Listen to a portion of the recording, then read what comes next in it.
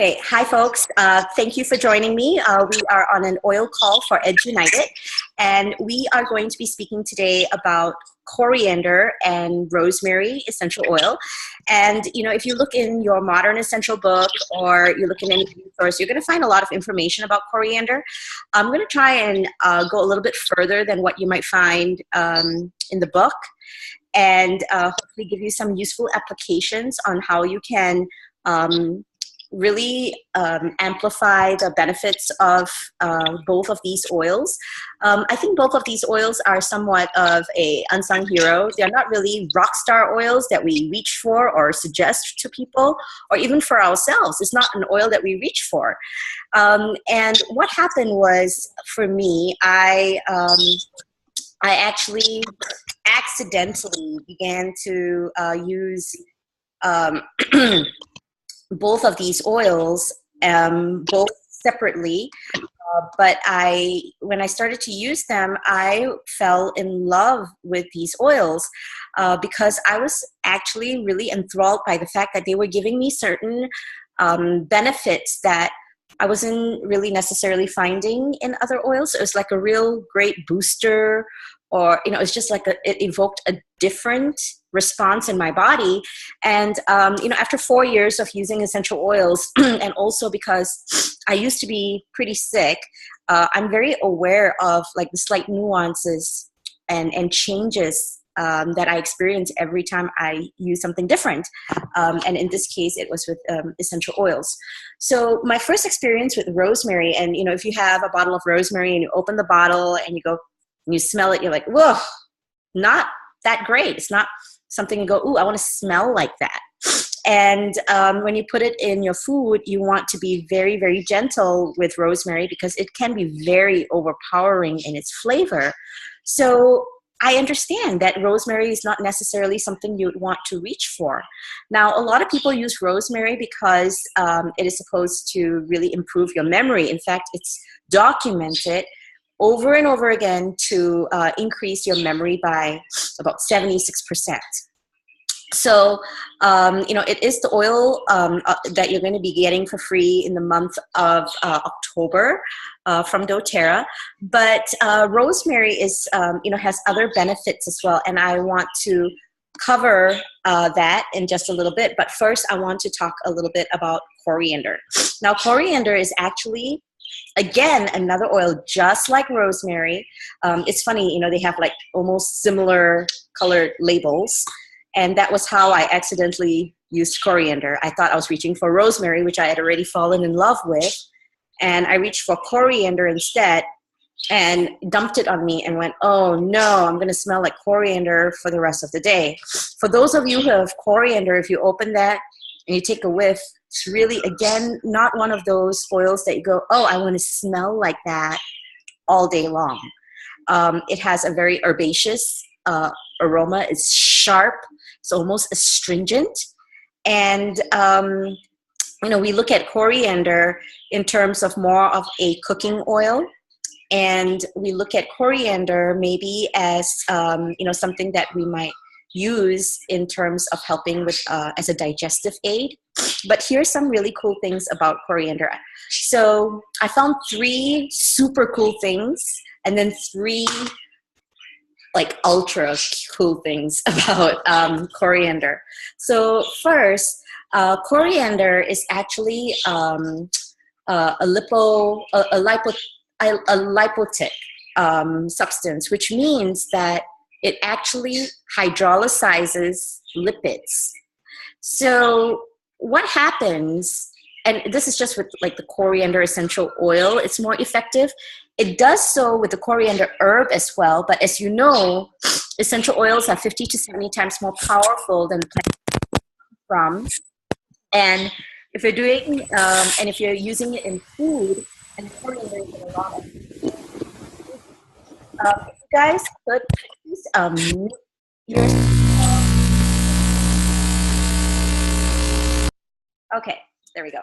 I just muted everybody. So if you have a question, please raise your hands. So anyway, coriander is in a lot of Asian foods. It's in South Indian food. It's in Middle Eastern food, and it's also in Chinese, some dialects in the Chinese food.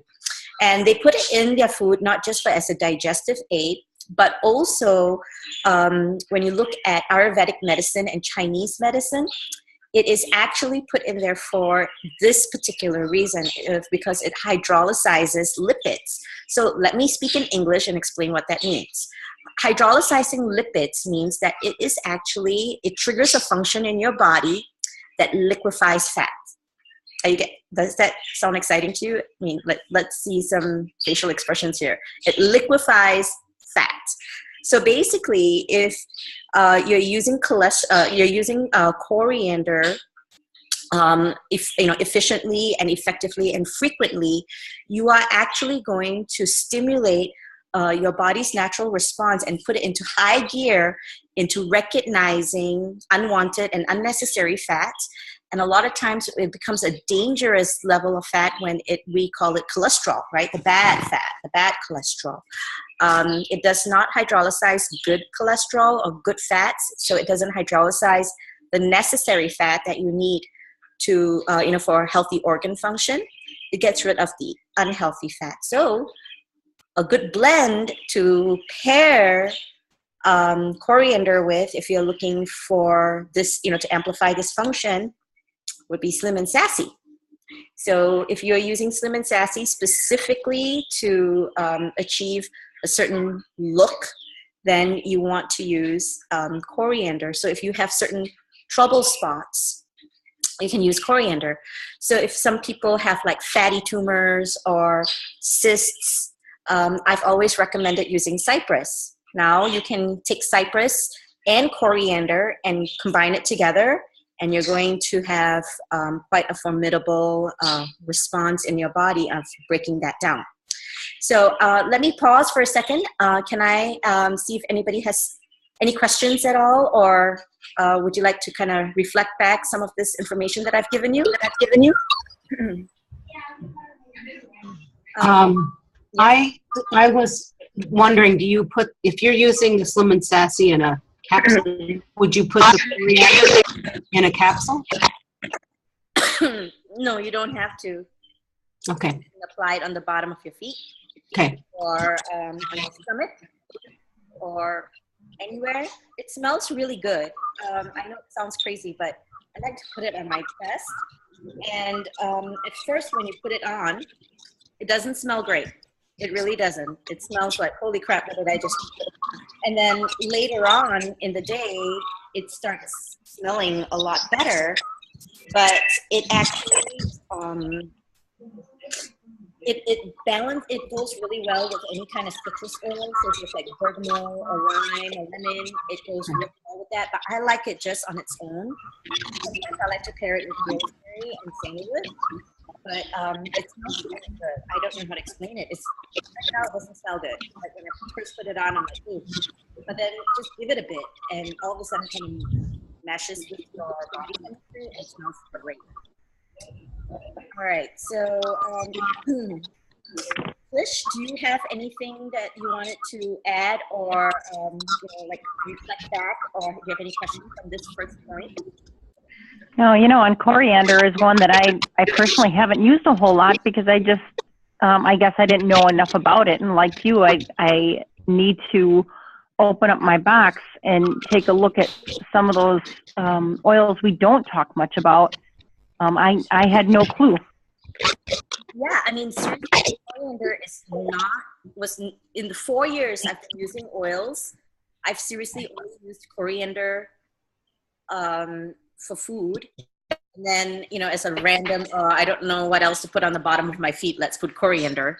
I never brought it, and never paid really close attention to it. I always, because coriander, the things that coriander is good for, it kind of overlaps other things as reflected in the book.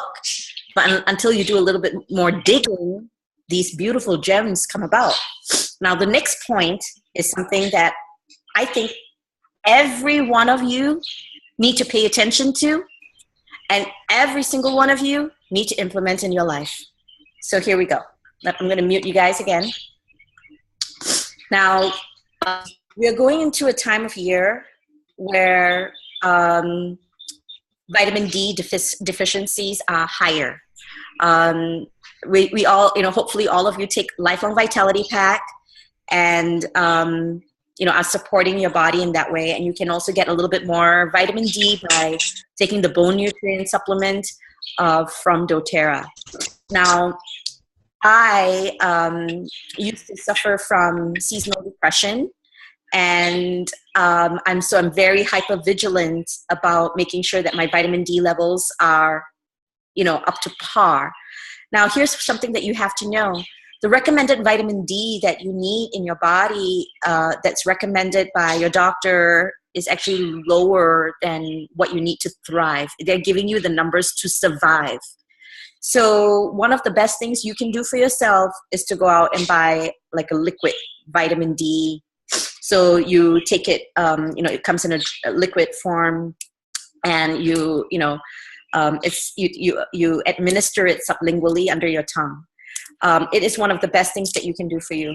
Now, here's a cool thing that coriander does. Coriander amplifies and it makes your vitamin D absorption more efficient. So let me repeat that. So whatever vitamin D you're consuming, if you pair that with coriander, you're going to increase the absorption, the efficiency, and the potency of the vitamin D that you're taking. So you go get yourself some liquid vitamin D, and you take that coriander and you put it in with your vitamin D, and you take it sublingually, and you are going to have very efficient vitamin D delivery. Now, can you take this with your Lifelong Vitality Pack, with your E-Omega? Yeah, absolutely you can. And the plus to doing it, this way, or putting it in some water and drinking it with your Lifelong Vitality Pack that has the E-Omega and the vitamin D delivery, is that you're also going to freshen your breath. Coriander is a natural deodorant. So, how I told you that, it smells really good on you after you've applied it? Well, one of my favorite places to apply coriander is actually as a deodorant.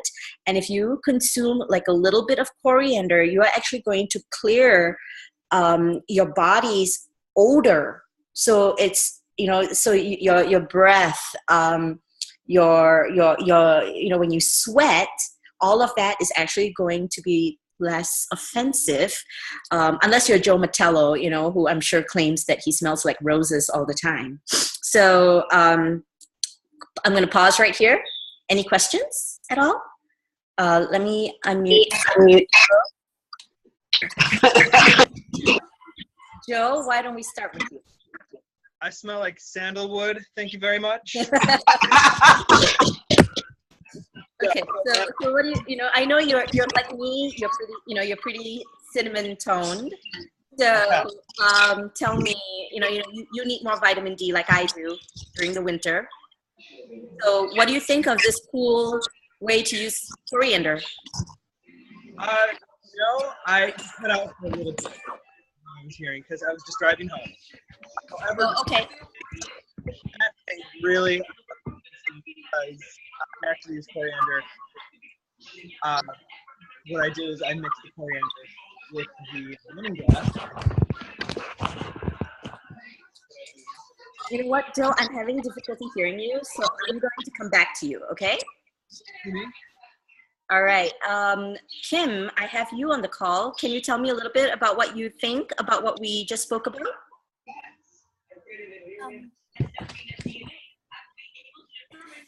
Yeah, it actually, it's something that could come in extremely handy. I have myself and 2 girls who have issues with keeping their vitamin D up. So they're constantly having it checked and told to take more and more. So so try the liquid vitamin D. Yeah, this one that I got is Nordic Naturals, and it's vegan, and it's got 1,000 IUs of D3, and then I pair it with coriander, and I also take my Lifelong Vitality Pack. And I did this last winter, and it really did help. It made a difference. So try this out. Let me know how it works out. Jen, did you get on the call? Wait, let me unmute you. Why can't I unmute you? Okay, Jen, can you hear me? I can hear you. Okay, cool. Did you get on the call to hear me speak about the vitamin D? Nope, I got on just as you said to consume a little bit to clear your body odor. Oh, okay, cool. Never mind. I recorded it. So basically, it amplifies your vitamin D intake. So let me go to you, Deb. What do you think of what you learned today with regards to coriander and vitamin D? You know, it's actually, I think, very important information, especially those of us who live in a northern climate. And with a vitamin D deficiency, I mean, my dad had MS, and it's suspected that autoimmune diseases like that could be caused by a vitamin D deficiency. And I think maybe that's an important thing we should be sharing in classes. Right. So, this is something that I think you can, speak to people about, when they are, like kind of getting into the LRP as well. Mm-hmm. So, it's a good oil to add to LRP. Now, let me move on. I've got so much information, so I don't want to keep you guys here all night. So let me move on. Thank you, Deb. All right. So the next thing that coriander is good for, and this is controversial because some people argue that it can't do it. Some people say that, it can. And I feel that it can. That it can actually, it cleans out your blood of toxins, including heavy metals. Because, and the reason why I feel that way is because every single time that anybody has had kind of a metal exposure, be it in the form of fillings or me personally, was breaking a thermometer and like hanging out in it, not knowing that mercury was bad for you. And that was when I was a child. And so as a result, I have certain symptoms that are very symptomatic of mercury poisoning or, like long-term chronic mercury exposure. And when I use oils like cilantro, I really feel a big difference. I did not use coriander. Coriander was not the oil I reached for, except when I put it on the bottom of my feet. And every time I did, I could feel like, that it was like that tension or that weird, it's like a symptom I can't quite describe to you. But, it was, it was eased up. So one of the things that coriander is really good for, and it is recognized in Ayurvedic medicine, and that is why coriander is known as the most ancient spice. It is, like you see the thread of it, it is in a lot of like ancient medicine. Is coriander is one of the core origin like of plant-based medicine. So coriander is supposed to actually clean the blood. So any kind of blood poisoning, when people consume something that was conceived as poisonous or toxic to the body, coriander was immediately administered. So in Ayurvedic medicine, like we call this, we call it bloodletting, right? But they don't really bloodlet. What they do is like they cleanse the blood. So they make lentils or soups that are very heavy in coriander, or they just take coriander seeds and they chew on it. And that is supposed to help not just the harmful hormones in your body, the stress hormones like cortisol, but it also helps remove foreign toxins that we might have accidentally exposed ourselves to. And in today's world, that accidental toxin exposure is much higher. So I think that the need for like the integration of coriander, finding ways to integrate coriander into your routine is something that's going to be very beneficial, and you're going to feel some of the difference in that. Coriander is also really good for people who have experienced some kind of trauma in impact. So, or like that whiplash kind of pain. It's a slightly different kind of a muscular stress, muscular tension. So, so you want to be, you can include coriander in your samples or in your suggestions, in addition to oils like clove, lemongrass, or the ever famous past tense and deep blue rub or deep blue oil. So that's how, like pain has slightly different nuances.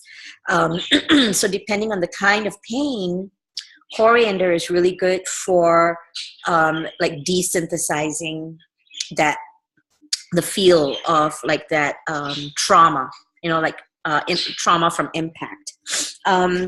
So another thing that coriander is really good for that's pertinent to this time of year is that it's actually warming. It actually warms the core of your metabolism because it's extremely stimulating.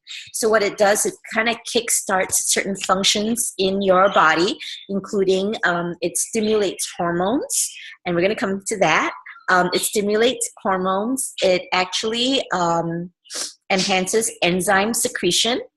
So when you are using it, so for example, if you use coriander in addition to digestion, which does have coriander, but you can amp it a bit, you are actually going to improve that enzyme secretion in your digestive tract, but not just in your digestive tract, but also in your liver. So coriander is also an ingredient in Zendocrine, but you can like boost it and enhance it a little bit by adding it to that. You can also add coriander to On Guard so that it can, so you're giving that On Guard a slightly different profile. So not only does it stimulate hormones and enzyme secretion, so it also helps with the excretion. So there's a difference between secretion and excretion. So secretion is your body producing certain things that are functional, and then excretion is the expelling of toxins, right? Like getting rid of. So one is you produce and the other one is you get rid of. So it does both. So that's also pretty cool.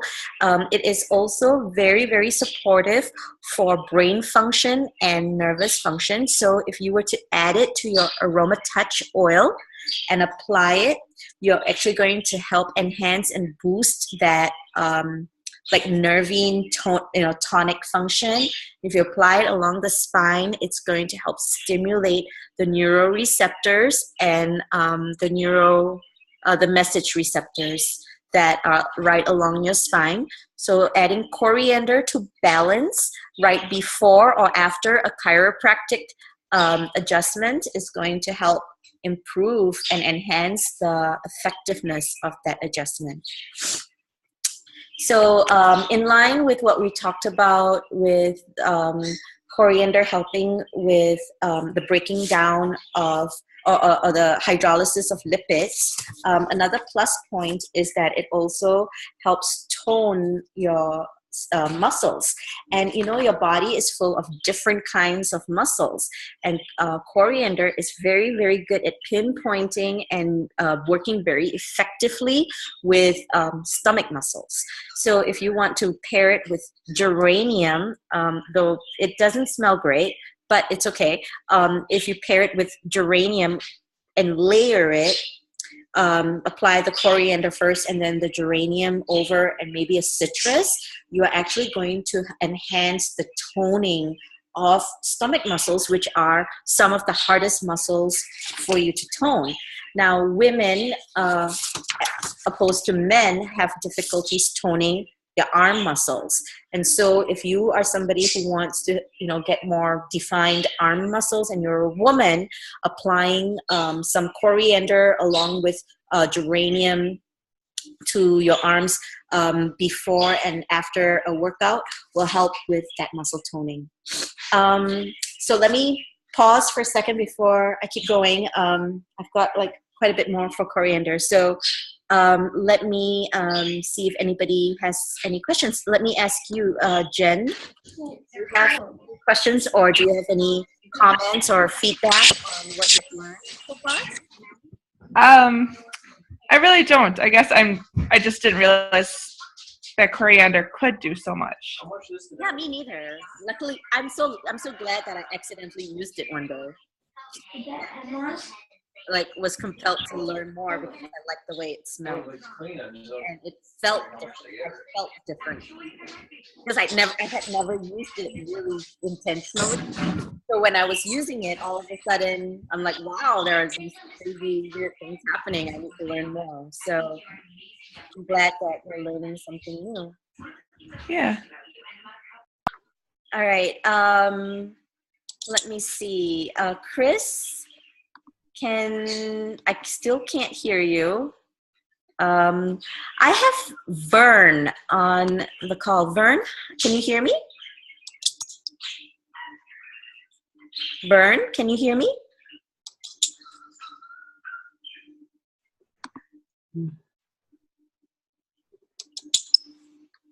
Nope. Okay. Let me move on to. I had one short question, Pram. Okay. I know that coriander and cilantro are similar in profile. Would you interchange them at all? Okay, so for a long time, I kind of just let it be that, coriander and cilantro are the same, but they're actually not. Not, okay. And that's like a whole other discussion. Okay, that's fine. We don't have to go there. Yeah, they do similar things, and it's said a lot that coriander and cilantro are the same, and it's in a lot of documentation, but it kind of was a nagging no in my head for a long time because of my mother, who is this crazy Indian cook, and it just nagged me that it was not right. So I finally did go and double check, and really, like, a lot of the publications that say that coriander and cilantro are pretty much the same plant, that the coriander is the seed and then the cilantro, is the leaf. It's not really right. But we'll talk about that some other time. But thank you for that. I think that will be a good discussion for us to have. I'll bring that up again. Coriander is pretty unique in its profile. There are some overlaps in what cilantro does and what coriander does, but do not mistake them for the same thing. They do a lot of different things. So, for example, one of the biggest difference, or one of the very pronounced differences between coriander and cilantro, is that coriander is a very powerful aphrodisiac, and it works for both men and women. So when you're looking in terms of like libido or sexual dysfunction, a lot of times the oils are split, right? You have certain oils that are good for men, and then certain oils that are good for women, and then some oils that they say, oh, you can kind of use it, for both. But this is very powerfully effective for both men and women. So that is another fun fact about coriander. So it is also a good oil for us to suggest dilute it. You want to suggest it to women who might be experiencing like morning sickness, in lieu of them not being able to use peppermint, or if they have a problem with lemon, or if the ginger is not working as well. So it also improves appetite. So for people who have experienced grief, sorrow, loss, have eating disorders, or are recovering from illness and don't have an appetite, coriander is a good oil for that. Now, here's the interesting thing. On the flip side, if you are like, oh man, I don't need my appetite to improve any more than it already is, it won't. It only will improve the appetite for people who need to eat. For the flip side of it, what it does is it regulates insulin. So when it regulates insulin, what it's doing is it's actually going to reduce sugar cravings. So, and unhealthy eating and unhealthy carbs. So it's like two ends of the spectrum. So it's very, very good with that. It also helps regulate the endocrine system. So anybody who has an endocrine dysfunction, so if you're looking at people who have adrenal fatigue, who have thyroid malfunction, who have liver dysfunction, who have hormonal issues, who have PMS, who are going through menopausal symptoms, coriander is a great accompaniment. So we want to look at that. So I'm not even going to really go too deeply on the emotional aspect of coriander because that would be like a whole other half an hour worth of talking in terms of what it does to your brain chemistry and your frequency and what it does to the different energy fields in the body in terms of like what we call chakras. But coriander actually is a really great oil for people who need to establish healthy boundaries. So if you are someone who feels controlled by other people and you feel like you need to have the approval of other people and you're really driven by that, and you feel like you need to be perfect in order to be accepted by the people you are around, coriander helps you step outside of that comfort zone, to not need the approval of other people, and for you to have clear boundaries while being flexible on how you get there and how you do that. So it's not just going, oh, I don't really care about what you think. It's not that defiance, but you actually become more flexible and less rigid in your worldview of what is expected of you and how you teach people to treat you. So cool, right? So let me pause here for a second and let me open it up to some questions about coriander. So if you have your Modern Essential book and you've opened it and you've like looked at coriander and there were some things that you were not clear on, or if you wanted to have some, have me explain a little bit deeper on any of the points that we've spoken about, let me know. So if you don't know how to, okay, Joe, let's go.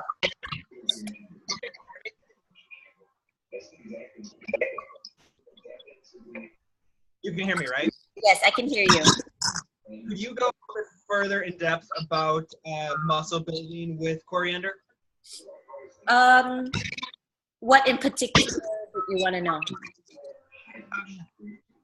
Basically, why it works.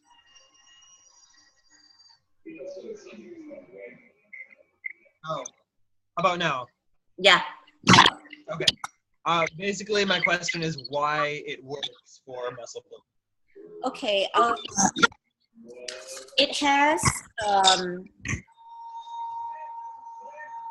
don't know how to give you the specifics on why, but what it does is it actually reduces a lot of the uric acid in your body. And I believe, correct me if I'm wrong, but women tend to hold more uric acid than men do in their stomach muscles. And coriander is able to identify that uric acid and pull it out of the muscle tissue, and so that helps the body kind of tone up a little bit more. So it kind of works in the same way as geranium does in tightening and making the skin more elastic, but it targets certain muscle groups better than others, and it works. If you were to apply it, say, on your thighs, it's going to work really well as well, but it's going to work better on, you're going to see the effect on it on your stomach, because that's a really hard, it's hard to tone your stomach. Wouldn't you say that that's one of the harder muscles to get tone and definition on?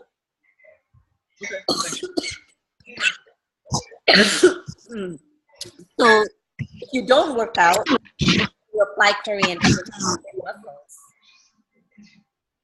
It's not going to tone your stomach muscles. So you're going to have to use coriander and use your stomach muscles at the same time.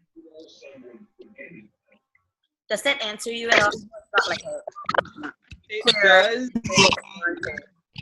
really on the uric acid thing. It's not that it's just that it's not something that I've heard of yet. So I'll talk to you later.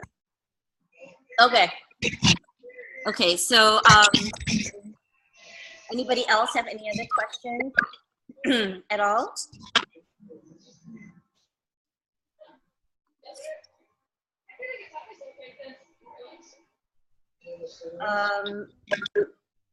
Kim, do you have any questions for me? No, I don't. Okay. Tony, I think you have a question for me. Well, I was wondering, you had talked about the impact trauma. Well, so I'm assuming that that's the same thing about building the muscles back up again and helping the muscles to regain elasticity. What about people who suffer from degenerative muscle disorders? I think that it will help with slowing down that degeneration of the muscles, because you also have to understand that one of the components about coriander is that it's really good for that nerve. You know, it's good for that nerve and that nervous system response in your body. Inadvertently, it can help anybody with degenerative issues. You know, the degeneration is not just muscular, it's what your brain is doing. Right. So I think that is a bigger plus. That's why I said, you know, to add it to aroma touch. And you're going to boost that aroma touch, the effect of that aroma touch. Okay. Okay. Trish and Tom, can I come to you guys and ask you for some feedback and, you know, to tell me a little bit about what you thought about what we've talked about, and if you have any questions or clarifications? Well, with coriander, you indicated the improvement of brain function. Would then something like that work for someone who is studying or learning a new process, or somebody who maybe post a stroke? I cannot tell you definitively about the stroke, but I do believe that it can help definitely in terms of stimulating the brain. You know, it has a very similar aroma profile to rosemary. So I believe that, you know, especially if you were to maybe pair it with that rosemary, that it is going to help, like, you know, stimulating, you know, with stimulating the brain function. I think that one of the things that I saw was that they were showing how, you know, your brain in your, you know, your limbic system responds differently to different aromatic compounds. So even though, you know, it lights up your brain in different parts, like different places in different parts. So like some of the oils actually affect your frontal lobe. So that's your decision-making process, your, you know, your ability to process information, and, you know, that's your frontal lobe. And then there's other areas where it is, you know, more of your reptilian, you know, like instinct. It's not necessarily logic or processing, it's more instinct, right? And then another part of your brain is more cognition. And then another part of your brain is more memory based. So the part that, you know, like a lot of the herbaceous plants, with rosemary having the highest peak on that, is on the cognition and in the retention, and where with the part of your brain that stores long-term and short-term memory. You know, the compartmentalizing of the information. So, so depending, you know, when you ask me about stroke, that's a difficult answer, because stroke affects people in different ways. For some people, it impairs muscle. For some people, it impairs speech. For some people, it impairs so many different things. It's like, I think that it would be kind of, I feel like it would be irresponsible for me to give you a definitive answer as to a yes or a no. I think it will definitely help the brain function of anybody who has suffered any kind of brain damage from a stroke.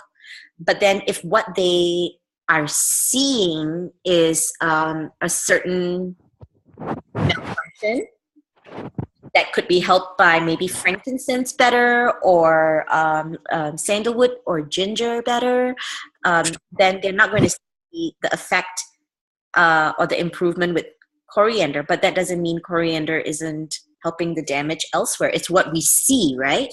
And the problem with a stroke is that there is so much damage that is electrical in the brain that you may not know what it is, the full extent of what the damage is.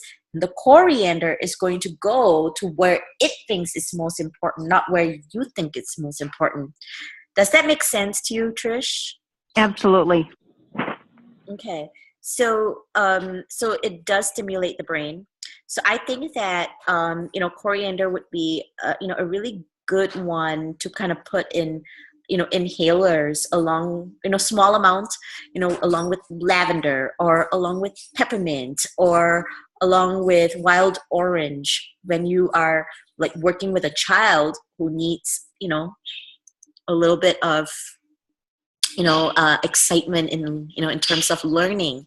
And then if you're working with someone who might be losing their memory or is struggling with their memory, we can maybe mix that up with a little bit of Intune or vetiver or DDR prime, right?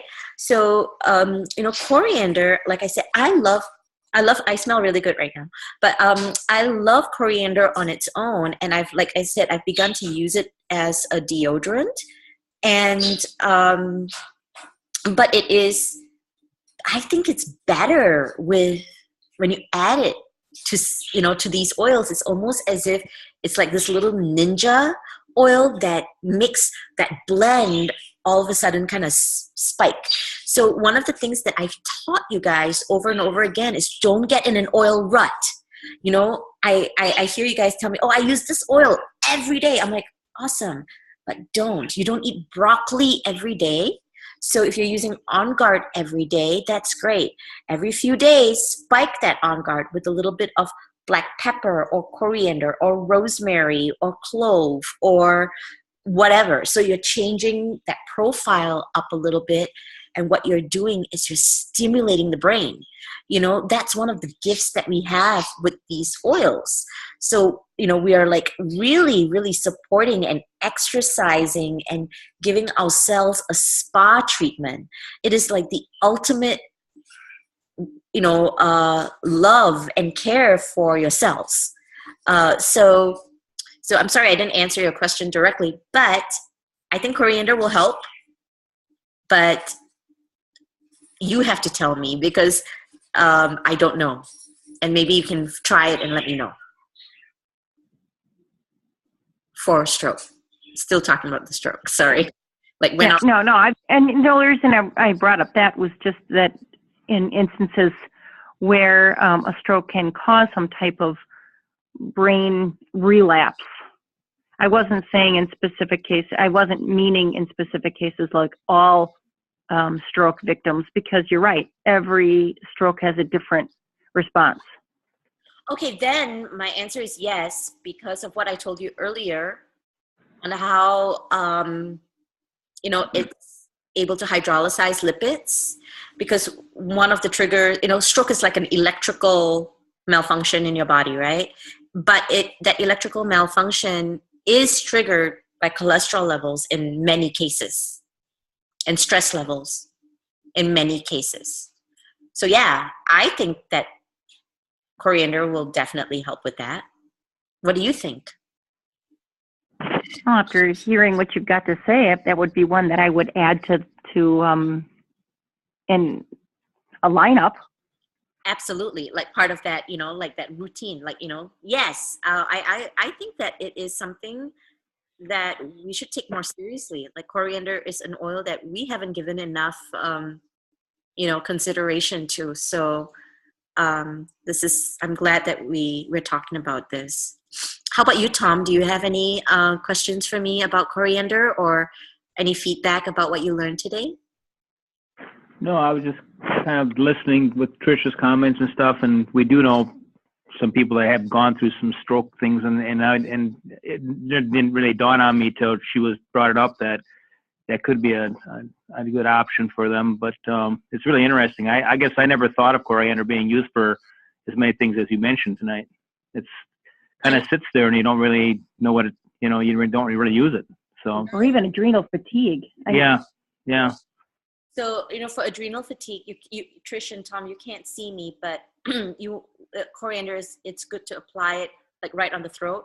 The thyroid butterfly, right on the throat, like in that throat area. So to apply coriander right on the throat is a good way to kind of stimulate that adrenal fatigue.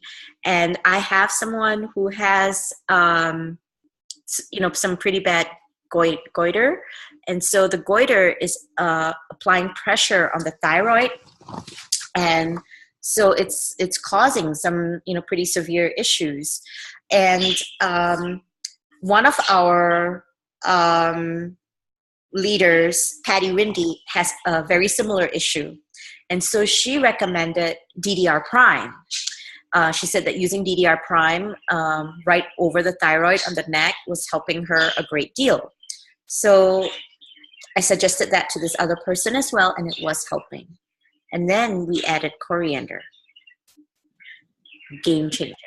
She's like, it took me from being like at 20%, and then the DDR Prime brought me to 50%. And then when I used the coriander on top of it, it brought me up to like 75% in terms of how much better she felt. Wow. So, I look at coriander as like a really good little booster. It boosts and it enhances some of these oils that are already powerful in slightly different ways. So it would boost the basal then also in the situation of adrenal fatigue. Correct. Yes. So I think that it's like the ultimate Robin to the, Batman of oils. If your primary oil that you're using is Batman, it's like the ultimate Robin. Okay. Or the Hulk, depending. It's green, so, Yeah. I think the Hulk use too much coriander. Oh, yeah, probably. Yeah, probably. Like, he needs coriander to reduce that cortisol level, Yeah, exactly. Jen, I know you didn't hear all of it, but what you did hear, do you have any questions or do you have some feedback, some reflection on whether you found this information useful at all?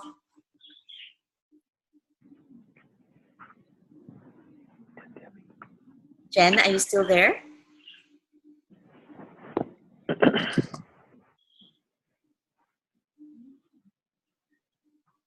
Maybe not.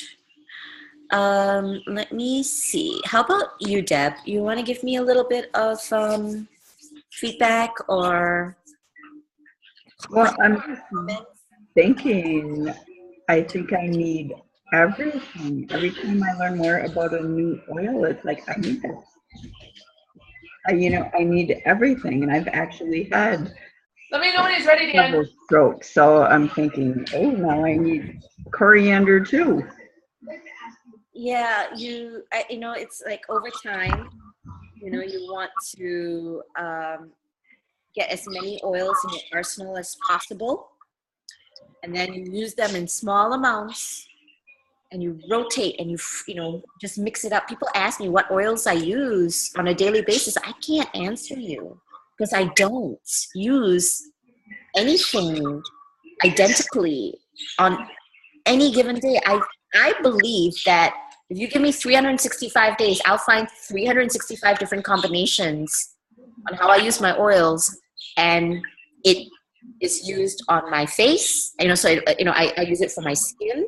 I use it for my immunity. I use it for my nervous system. I use it for my energy, and I use it for every aspect of, the function of my day. And I think that I seriously believe that I can come up with 365 different combinations for every single one of those things that I feel is a necessity in the way I support myself with essential oils. But here's the thing, because I use such a variety of oils, my oils do last long, because I'm finding that my body responds so fast because I'm never using the same oil over and over again. It's not that my body has become desynthesized, it's that the problem might be slightly different. It might be triggered by something different. And because I think, I have, headache, so past tense is always works, so I keep using past tense. But what if the headache was triggered by something different, right? But here's the thing, I don't even get headaches anymore. Because I am so, focused on that wellness aspect of what I'm doing with my oils. And, for those of you who are friends with me on Facebook, you'll see that I cook in a way that's very diversified. And it's not because I'm, a gourmet chef. It's not that. It's because conceptually, my principle is on giving my body a variety of nutrients in a very efficient and effective way, and that small amounts in variety. So when my children and I eat, it's never a large amount of anything. It's a small amount of a lot of things. And so that's how I use the oils as well. And so that doesn't mean I put like 20 different oils in a blend. It means that I have oils in my mouthwash. I have oils in my shower, my shower. I have the oils in my shampoo. I have the oils in my yogurt. I've got oils in my water, the oils in my diffuser. I cook with it. I clean with it. I kill insects with it. I water my plants with it. I'm in contact with it all the time. But here's the thing, my shower gel is not a gallon or, a big bottle. It's a small bottle. I make it up like frequently, every few weeks. So I'm like constantly changing that up. So the delivery is different. So when I make a sugar scrub, I just open my oil bag and I give it to my children because, they don't ever follow any kind of instruction. So they will do whatever they want. I'm like, fine with it. So, again, I'm going down a rabbit hole, but yes, don't stress out about needing every single oil. Just know that diversification is good. It's good. Your body needs diversity. So, small amounts and frequently. Keep it moving. So, I think we don't have time for rosemary, but I promise you we will do this again, and I will talk about rosemary hopefully before the 15th. What's the date now? It's the 4th. Oh, I have time. I can do rosemary. So I want to thank you all for being here. Unless somebody has a burning question, I say this was a good call, and it's good to be back. Let's do this thing, and I hope that you learned something new, and I will try my best to post this within 24 hours on Edge United, so you can actually come back and listen to all of this again, and I'll add additional information. I literally have like a little coriander booklet now, so I will share some of that with you. In the meantime, if you think of any other questions and you want to ask me about it, or you want me to address it, or if maybe you can go and find out some things about coriander yourself, and maybe you can add to that, add to that post. So I want to thank you all very much. I love you very, very much. I really do. I am never too busy for you. My problem is that I may not be as organized, but my love for you is not compromised, and my wanting to be here for you is not diluted. So I hope that you will know and recognize that in me, and let me know what you need from me, because I am here for you. I love you, and I hope you have a great evening. Thank you. Thanks, Pram. Keep up the calls.